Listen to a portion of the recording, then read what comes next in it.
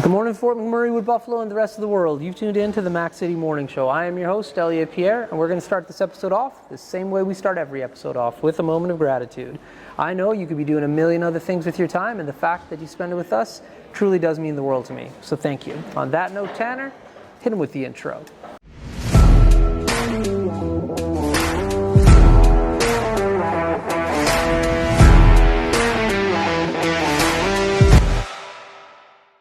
How's it going, you guys? It's Jake White, JJW, coming at you from Noral Toyota in Fort McMurray. Just wanted to say hi and come on down, check the place out. Hi, my name's Richard. I'm the service manager here at Noral Toyota. Hi there, I'm Adam. I'm here at Noral Toyota. I'm a product advisor. Hi, I'm Cass. I'm the appointment coordinator. Happy to help you. Hey, it's Keith Simpson here. I'm the general manager of Noral Toyota, soon to be Fort McMurray Toyota. Pretty excited for our new dealership. As you've seen, you met all my staff. These guys are all my family. We're here to take care of you. Come on down and be part of our family. And we are back. Big shout out to Noral Toyota, our title sponsor for today's and every episode. We really do appreciate your ongoing support. As you guys know at home, I don't introduce my guests because they can do a better job of that than myself. So sir, can you please tell everybody at home who you are and what you're about? My name's Richard Brahm. I'm the service manager here at Noral Toyota. And yeah, that's the whole thing, yeah. There we go. All right, so you and I have spoken before once or twice on camera. So Yeah, this is just like ongoing. It's a continued, to be continued. To be continued 3 times over. There you go. So last time we chatted, you weren't in this role. So you have moved into a new role here. So explain that a little bit to us. Yeah, it's amazing. I couldn't be happier, to be honest with you. It's a great opportunity for myself that was given to me by Keith, and it's super. I'm learning a lot about everything in the dealership aspect, not really just the service side of it. Yeah. So learning a whole lot, and it's a lot of fun. It's dealing with the Toyota people and getting to do the meetings and stuff like that with the Toyota execs and stuff like that. So okay. It's really good in that regard, and then of course I have amazing staff, so make my job pretty easy. Yeah. Yeah. So with the previous role you had, you were up front, it was a lot more customer service focused facing. Exactly. And so this one, like when you say you're dealing with like Toyota, what does that mean? Like who are you calling? So I have my field warranty reps who, they take care of all the warranty for a whole zone of Toyota dealers kind of thing, that kind of thing. The technical service technicians, the people in Toronto that are you send your issue to and they tell you how to fix it kind of thing, or what to check next, that kind of stuff. Right. Those are my 2 main points of contact, and of course we have our area parts and service managers who take care of the parts and service side and help you out if you need anything, and tell you where you're doing good and bad and what you need to improve on and what you need to keep doing good at, kind of thing. So that's kind of a lot of what I've been doing lately now, less customer focused and more behind the scenes dealership. Definitely equally, if not more busy though. Definitely more busy. No doubt. Yeah, because that's a lot of moving parts, right? It is, absolutely. Yeah, you don't really realize that there's 3 departments within service too, right? Like you got your service, you got your warranty, and you got your internal side. So that's right. There's 3 different sides you got to take care of all at the same time. Yeah. And that's a big component of like what I love about, like I've only ever really dealt with Noral. Right. And there's a reason for that, because you guys make it so easy. Thank you. But when you buy a vehicle, that first like handing over the keys and then taking off is only like the beginning and a small component of owning that vehicle. That's the part you remember the most, but you're still back every 6 months to come see the other side of the dealership, right? That's right. You're going to wave to your salesperson, hey, how you doing? But it's the service side that you're dealing with for the next 3, 4, 5, 6 years after that, right? That's right. Yeah. And I find like me, it's seamless. Like I drop off my vehicle the night before, drop my keys either like in that little mail slot or with like the people back there, and then literally the following day, you just get that phone call and you're in and out. And like I tap my card and then boom. But for it to move that seamlessly, like that's a lot of work. It can be, yeah. I mean, the processes are obviously have to be put into place for that to work, but that's what we strive for, try to make everybody's experience as easy as possible and as welcoming and as friendly as possible as well. We want people to walk in and feel like they're coming to a second home or something. So that's kind of our main goal here, is just make sure you feel at home when you come to Toyota. Nice, man. Yeah. So I noticed something today when I saw you. I haven't noticed this. Maybe you've done it a week or 2 ago. Maybe it's been a month and I just haven't noticed.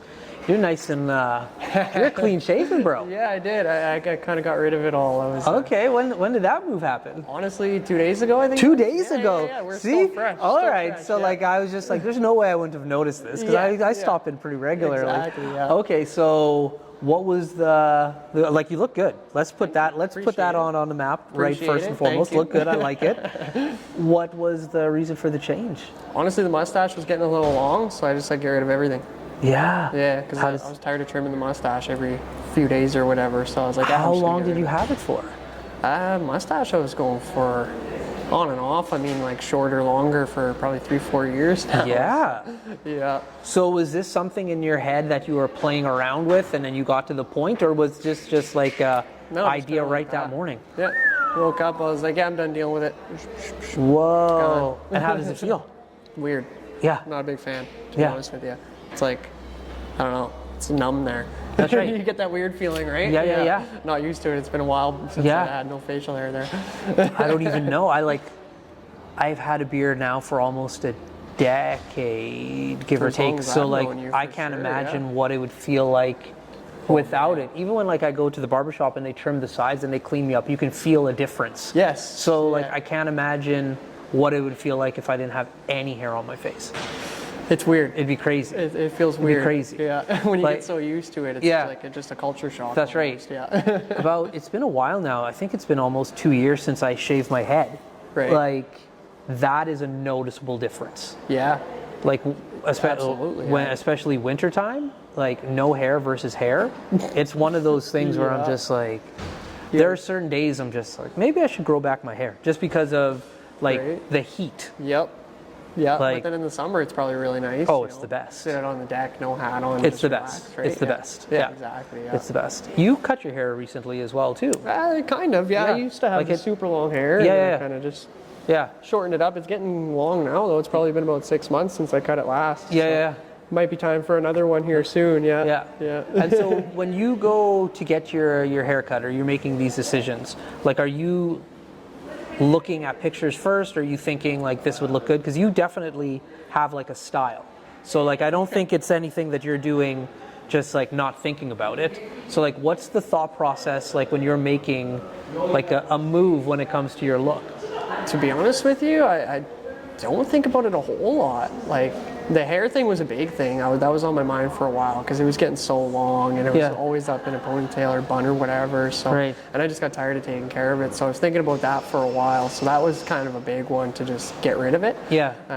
But other than that, I just kind of wake up in the morning and do my thing, however I'm feeling that day. Okay, Yeah. interesting. Now, back in the day when it came to style for myself, like you'd have GQ magazine, you'd have Esquire, you'd have all these different men's magazines that you could look at. Right.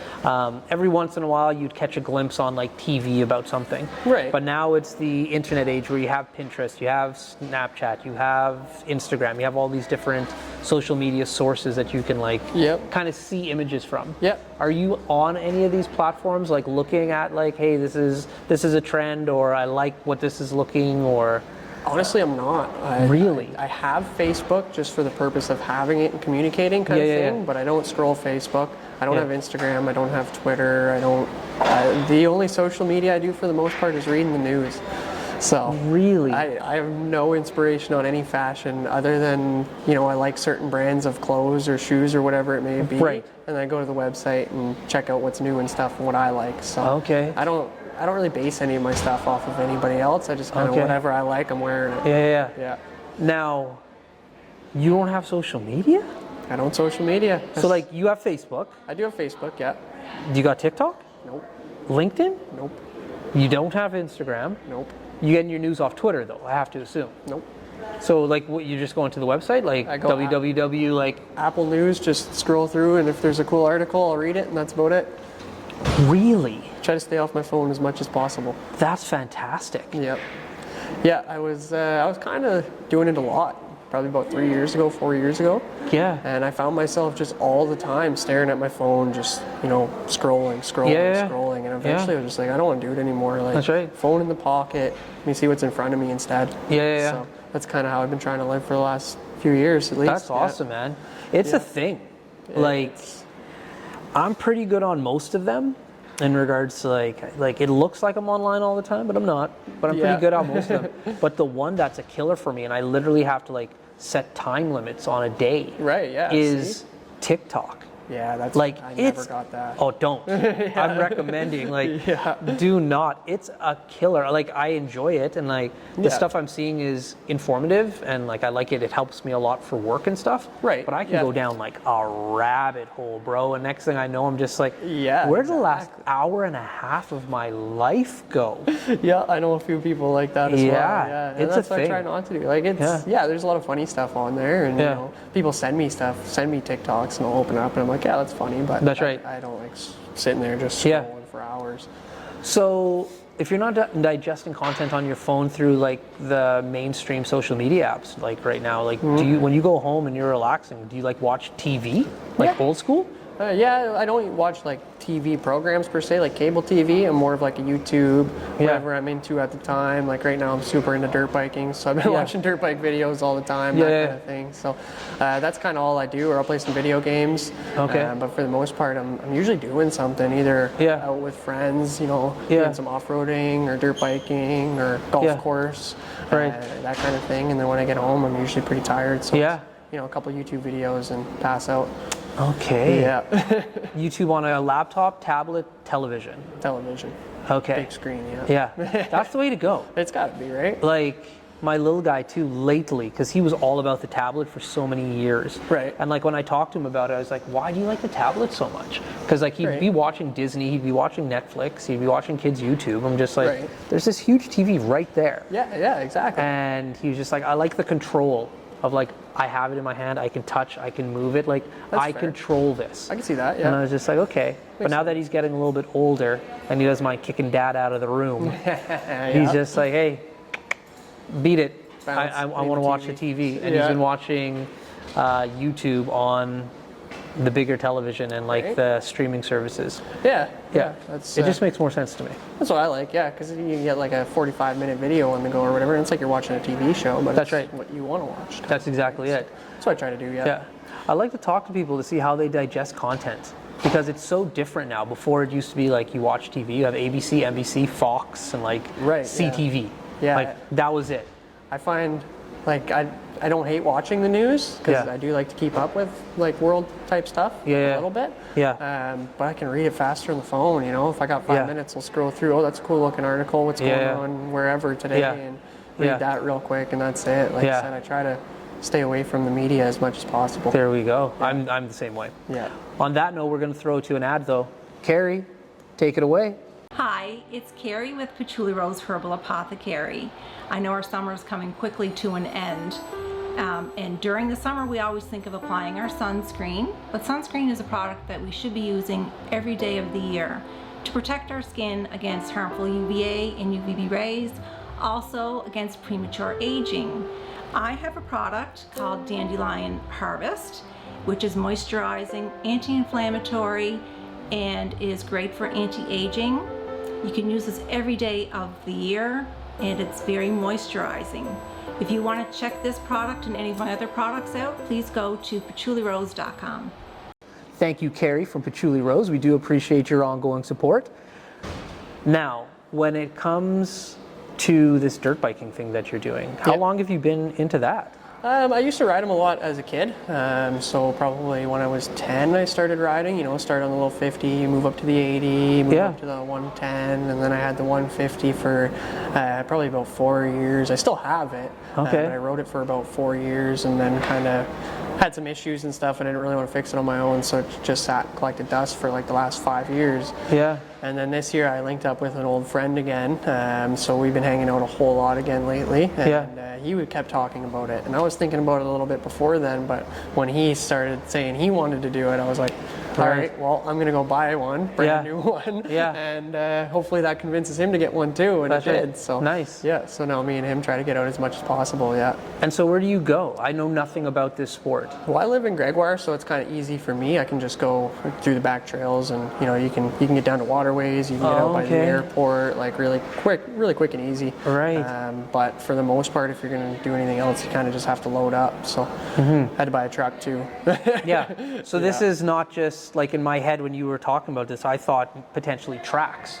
But you're going out in nature and doing this. Usually through the trails and stuff. I'm more into yeah. that. To be honest with you, I've never rode a track on a dirt bike. Okay. My neighbor is super into it. He races, so he's been bugging me to go out with him, and I'd like to. Right. Just to, you know, feel it and learn. Yeah. But brand new bike it's a little quicker than most. So I'm kind of trying to get used to it and get comfortable on that before, you know, just jumping on the track and sending it, right? So do I'd like to. You do dirt bike. Do you also ride like street bike? I don't. No. Okay. Because they're like I've never ridden either one. Just disclaimer. Right. So I have to assume that they're different though. Like yes, it's still a bike, but the whole configuration and thought process is different. It kind of all depends on what you're riding. Like you can get street bikes that are very similar shape and design as a dirt bike. Right. Or you can get like, you know, your crotch rocket super fast, you know, tuck your head and hit it kind of thing. The biggest difference that I kind of think about is the weight. Like a street bike can weigh 500, 600, 700 pounds. Harley's up over 1,000 kind of thing, whereas my dirt bike weighs 200. Yeah. So it's kind of a different riding experience in the fact that the dirt bike you can kind of throw around, whereas the street bike is you're riding it. It's doing what it wants to do. No you just doubt. point it, right? So yeah, it kind of all depends on what you're riding, but I don't ride street. So when you're on your dirt bike, what type of protective gear are you wearing? always helmet, always boots. That's the biggest thing. You want to save your ankles because you will get your feet down a lot. And then helmet, of course, you know, that's no brainer. You'll have no brain. Right. And then for the most part, I wear a knee brace just because of my body. But you know, it's you can get knee protectant, like full pads. Elbows too, chest protector, and then you know, jersey and pants. That's kind of it. Gloves, of course, goggles. Yeah, but boots and helmet. Boots and helmet. Gotta have them. Yeah. Absolutely. Interesting. Yeah. Yeah, because some of the stuff you see online now where guys have these huge like vests on and like they're air packed and everything. Like Absolutely. there's so much more when it comes to protective gear that I think all industries, regardless on what sport you're playing, like it's accelerated big time. Yeah, you need it, and wear as much protection as you want. Like you know, the last thing you want to do is come off that bike and injure yourself. Yeah. Right. So whatever bike you're riding, so wear as much protection as you can get. There you go. Absolutely. Well, listen. Tanner tapped his watch a while ago, but we were having a good conversation, so I just kept it going. But we are at the end of the episode, but before I cut you loose, as you know, everybody gets a shameless shout out or plug. So you have the mic, the camera, the lights. Have fun. Okay, I mean, I'd love to shout out my mother always. She's my number one. She always supported me through everything, and now I try to do the same thing back, so she's number one. Shout out James and Darla for sure. Shout out Ryan, he works here, best sales guy here. And shout out everybody at Noral. It's a great place. I love working here. I love the staff, and come on down, come see us. You'll feel the same. Absolutely. There we go. Yeah. Well, for McMurray, Wood Buffalo, the rest of the world, that's been another episode of the Mac City Morning Show. From the bottom of my heart, thank you very much for tuning in.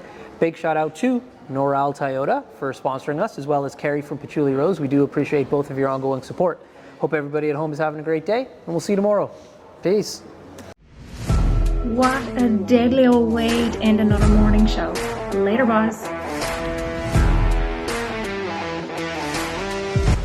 It's so ballistic!